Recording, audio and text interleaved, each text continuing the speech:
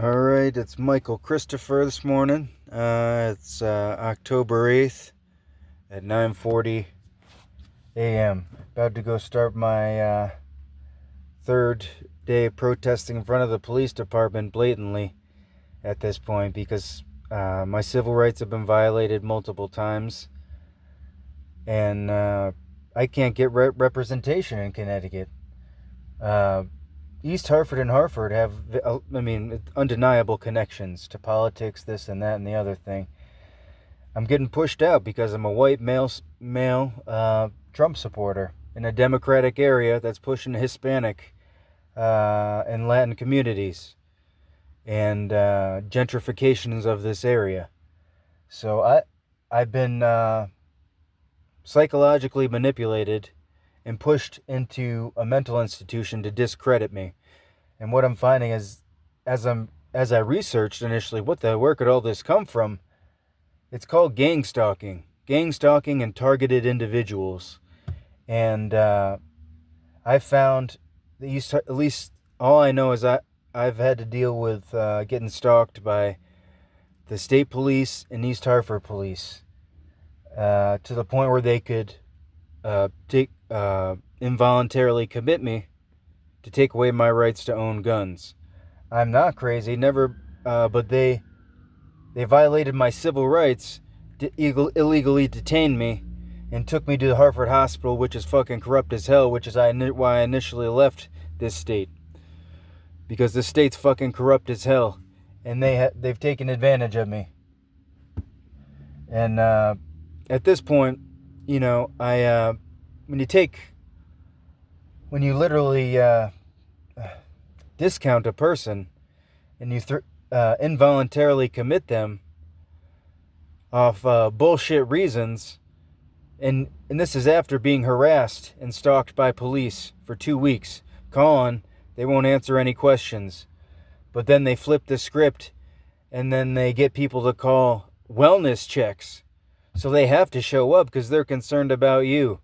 They showed up 4 times in a matter of a week. 3 times they left. The 4th time they showed up, I was like, fuck it. I'm getting harassed by my family. I'm getting stalked by my East Hartford police. My neighbors are fucking playing mental manipulation games because if anyone hasn't noticed, real estate's getting harder and harder to get. And they're trying to really gentrify East Hartford, Connecticut right now, and I become a victim of circumstance. It's simply not because I'm mentally incapacitated or a danger to the society, as they want to say. They want to say there's just been a lot of shit going on here. This is just an introduction of me protesting in front of East Hartford. It might get ugly. Once again, they might take me out. They like to manipulate. They try to break you down. It's been a slow grind trying to break me down to get me to a point where, they're trying to get. There's a lot of stuff going on here. There's a lot of Freemasons. I hate to bring that up, but this is just what part of the people involved. John Lesky from Cheshire, Connecticut. Jamie Langford, Cheshire, Connecticut. Both of those people work for Hanwha Aerospace. But anyways, this is just an introduction. 4 minutes long right now. And I understand I come off. Originally, I'm not the best at expressing myself. They take advantage of people's weaknesses.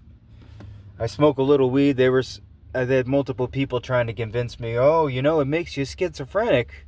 These are some of the little jabs they would give me right before they had to involuntarily commit me for some bullshit. But anyways, this is just the beginning. My plan right now is to peacefully protest for 365 days in front of the East Hartford police station. Peacefully. Not making a sound, just simply walking back and forth from left to right in front of the police department. I'm not going to carry a sign. I'm simply going to keep my head down, walk back and forth. All right? I'm not saying I'm not a weird individual. I'm not saying I'm not quirky. All right? But I'm not crazy. And I've been targeted in the town of East Hartford. And they have involved my family. And it's psychological warfare. And after analyzing this a little bit, I didn't... all this stuff you wish you knew about while it was going on. But while it's going on, they're trying to make you paranoid. They're trying to make you isolate you. So what I think after researching is using microwave weapons, neuro weapons. After reading about it, say if they use hyper-persuasion with some hyper-persuasion, isolate you after following around and stalking you. If they were to implement these neuro weapons from a distance, that has more of a chance to have hyper anxiety, which I did. It was like paranoia, simply because I was getting followed around and stalked. All right, and people trying to charge me with child pornography. They were trying to charge me for that. Set the scene. I had people saying I needed to get out of town. People saying that, the way my mom has incorporated this is because she said, this girl, Leah Lacey, out of South Windsor, Connecticut, of course, who said she just applied. This was a week before all this started, saying she just applied to be an FBI agent, and her aunt's a forensic analyst for the FBI. These were little conversations, one conversation of many that got brought up in like 2 to 3 weeks before this really started kicking. They try to get you to think about certain things, and they put little details in like that. October 7th, the real ID is going to get issued. You won't be able to go anywhere unless you get an ID. And the way they look at you, it's like in hindsight, they were manipulating me. But anyways, I'm going to try to protest here for 365 days, peacefully, without saying a word, just walk back and forth. And I guarantee you, at some point in time, this is going to get ugly. Not because of me. And that's why I'm making it a point to do it right in front of the police station. They got cameras. And hopefully if they ever interacted with me, they wear cameras. They fucked me over when they wear these cameras the last time to find out. I had the last situation when they violated my rights. I was out front in my house putting down a piece of wood on my property line because my neighbor was violating my space. As I'm putting down a piece of wood, a cop suddenly also walks up, catches me off guard. After I spray paint on my house, think for yourself, question authority, because at that point, it was pretty clear to me I was getting fucked by the East Hartford Police Department. But the way they manipulated these body cameras last time, on May 20th of this year, 2025, the address was 30 Murray Street, East Hartford, Connecticut. All right. The cops show up. One cop shows up. Says, I'm Officer so-and-so. At the time, I had so much going on. Literally just got back from having to leave town. I destroyed the house because when you're getting manipulated by your mom, and it becomes pretty clear, and they just keep calling wellness checks. Your neighbors are harassing you. The police are following you around. I couldn't go out anymore. They were following me out. They were trying to isolate me. And then once I finally said, I'm just going to sit down and start thinking about it, they start these wellness checks for no reason. My Aunt Patty called the cops on April 30th. Her reason simply was because I said goodbye. Goodbye.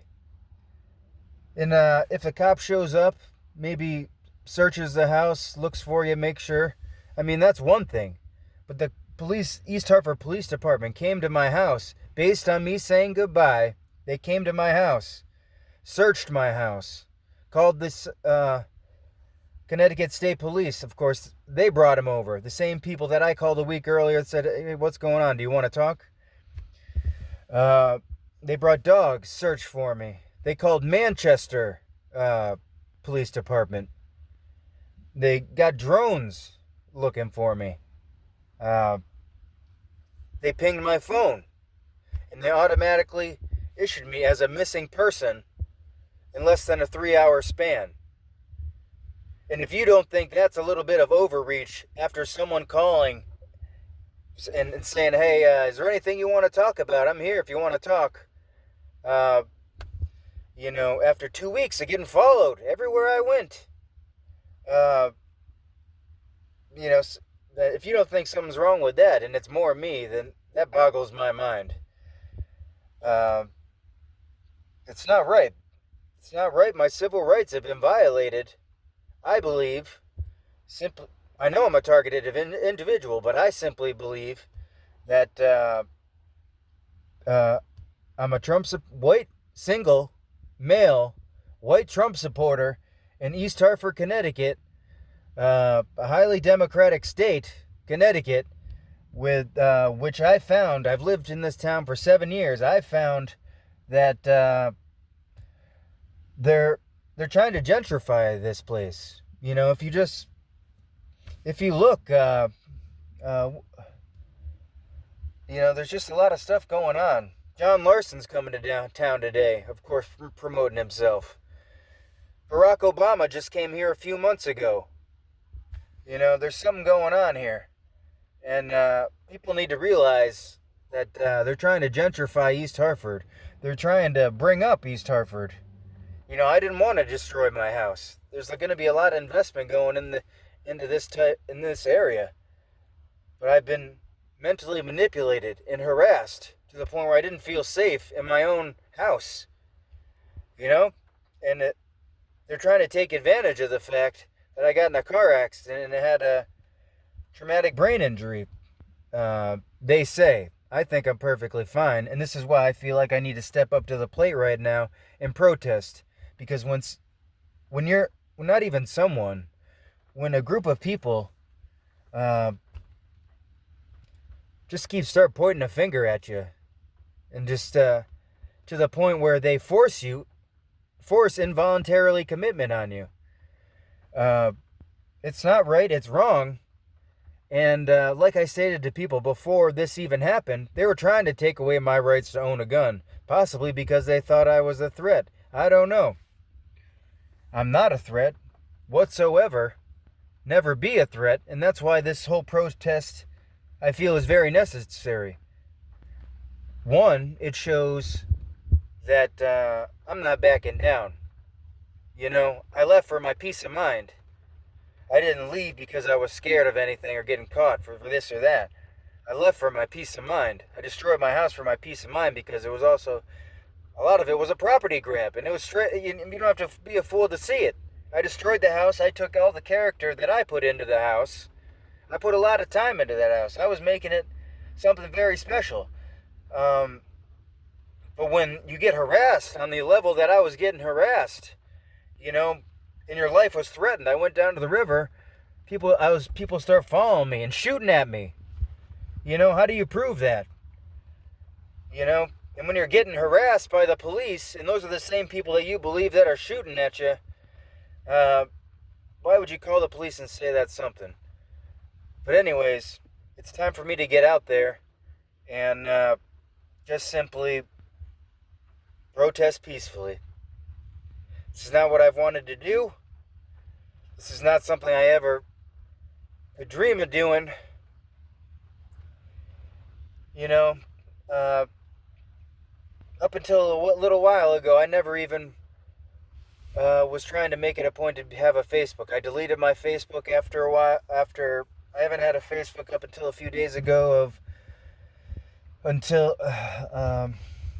for years now. I haven't had internet for years. You know, I've been making it a point just to be my own self. Up until a little while ago, I never made a YouTube video talking. I made one or two just with my guitar. I never felt the need to speak out about anything like this. But my rights have been violated, and I've been made out to be. I'm being made out to be something that I'm not. Because, you know, when they put you in there and they manipulate your record, you know, your medical record, you know. I've never been to prison. But during this whole harassment process, I got into one instance where I raised my voice at Carhartt and in South Windsor. You know, I left, never touched anyone. I raised my voice, made myself heard, left, went home. I get a call from the officer as I'm on a run right by the river. I tell him of the fact that I'm at the river at that point in time. I wasn't putting two and two together. You know, they say, oh, we'll call you in 15. I got to talk to my supervisor. I say, okay, I'll be home. You know, I'm just getting back from a run right now. 15 minutes later, I get a knock on the door. I open the door. It's 3 police officers saying they got a summons to go to court because I don't exactly even remember. But it was something very minor and when I went to court, I should have fought it. But at that time, I wasn't putting two and two together. It just got bumped down, I think, to public disturbance, and I paid like $100 fine or something like that.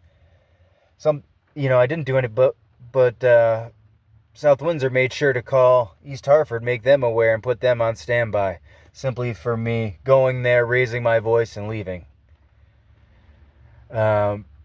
They've been setting the scene ever since I got in a car accident in which I believe that someone tried to kill me. I was drugged or something at work the first day that this whole Ron Desky started. His first day at work, September 14th, or I believe it was September 14th. It could be September 18th. He said it was his birthday, so I think it was September 14th, where that was the day that my car accident, all right? And all this stuff has not been a coincidence. It's been a slow grind to break me down. And I'm going to go out there, protest with my poncho. Don't got a weapon on me. Never going to hurt anyone. Not going to speak a word. If they come say why I'm there, I'll tell them, hey, I'm protesting. Besides that, I got nothing to say to you. And that's that. I just need to prove, in the long run, I'm doing this simply to prove that even though what I'm doing right now is a little abnormal, and what is something that you couldn't really understand initially, why is that guy doing that? This is my reason. And I've never been an outspoken person. I lived by myself for the past couple years. I fell in love with just spending time with myself, playing my guitar, playing piano. But they fuck with my head. They took away my peace of mind. And now all I can do is prove to them consecutively that I'm not a threat. And all I can do is record these videos consecutively to show that I'm not bipolar, because this is the narrative that like I said on May 1st, they were trying to make it out like I was schizophrenic or something like this or that. That's not the case. I was getting harassed. And then what better way to just throw something under we can't say this, we can't say that about him. So we'll diagnose him as bipolar, and that's that. That's all they can do for unexplained behavior. Oh, he was a little angry.